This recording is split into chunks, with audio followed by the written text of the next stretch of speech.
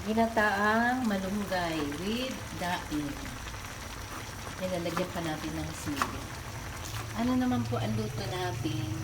Sinigang na bangus.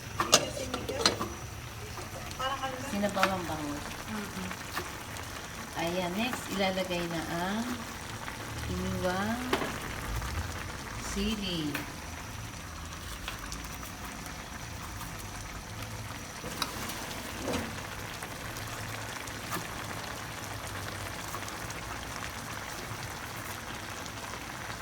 Papa pag nag-ano na.